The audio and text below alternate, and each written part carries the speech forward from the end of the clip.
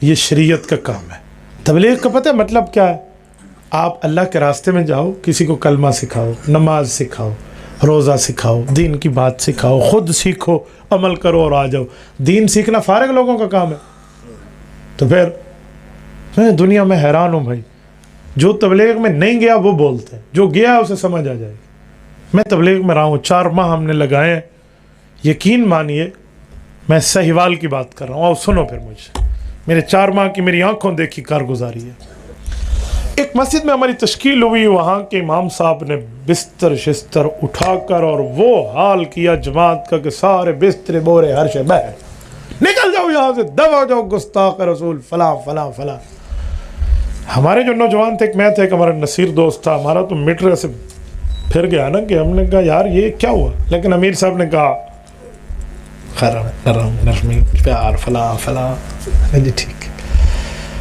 ہم پھر مسجد میں وہاں گئے، بڑے طریقے سے ان کو سمجھایا، انہوں نے کہا ٹھیک ہے بیان نہیں کرو گے، ایسے رہو 3 دن۔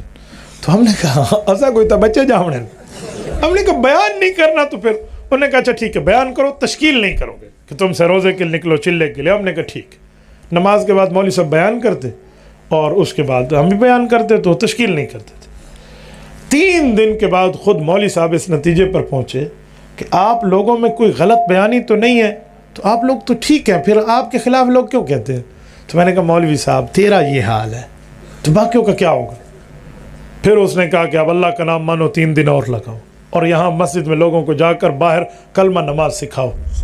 میں خود گیا ہوں، اب میں اپنی بات کر رہا ہوں، سنیے، میں خود گیا ایک بوڑھے آدمی کے سامنے، جب میں نے یہ لفظ کہا کہ چاچا جان آپ نے اور ہم نے کلمہ پڑھا ہے لا الہ الا اللہ محمد الرسول اللہ، اور اس کلمے میں آپ اور ہم نے اللہ سے وعدہ کیا اللہ تیرے احکام مانیں گے اور تیرے پاک پیغمبر کے طریقوں پہ چلیں گے۔ میں ادھر پہنچا تو بوڑھے نے میرا ہاتھ پکڑا، ایک باری پھر پڑھی، میں نے ایک بار پھر کلمہ پڑھا، کہ ایک باری پھر پڑھی، میں نے پھر پڑھا، کہتے مجھے پڑھو، میں نے پڑھایا، وہ اٹک رہا تھا، کہتے ہیں بیٹا یہ کلمہ بڑے عرصے سے نہیں پڑھا تھا تو اسی لیے تھوڑا اٹک رہا ہوں، مجھے شرم آ رہی ہے، مجھے 2-3 دفعہ کہلواؤ۔ یہ حال ہے، مسلمان ہے، دادا نانا بن چکے، کلمہ طیبہ کا پتہ نہیں۔ میرے ایک دوست ہیں بھائی مولانا زبیر صاحب، ان کی تشکیل ہوئی آوران میں، وہ وہاں گئے تو وہاں کے علاقے والے ایک مسجد میں ان کو لے گئے، ایک کتیا نے بچے دیے ہوئے تھے محراب کے اندر، مسجد میں نماز پڑھنے کے لیے کوئی نہیں آتا۔ سندھ کے ایک دیہات میں ان لوگوں کی تشکیل ہو تو بتا رہے تھے کہ ایک جوان فوت ہوا، انہیں جا کے اس کو دفن کرنے لے کر جا رہے ہیں، انہیں کہا جنازہ، اس نے کہا پاگل ہو گئے ہو، جوانوں کا کوئی جنازہ ہوتا ہے؟ جنازہ تو بوڑھوں کا ہوتا ہے۔ بھائی یہ کارگزاریاں ہم نے سنی ہیں اور یہ معاملات ہم نے دیکھے ہیں۔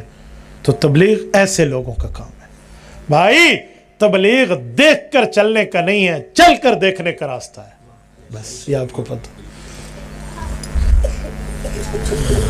دعوت و تبلیغ دا نبیان کو لے کار دے، ہاں یہ انبیاء کا ایک خوبصورت طریقہ ہے۔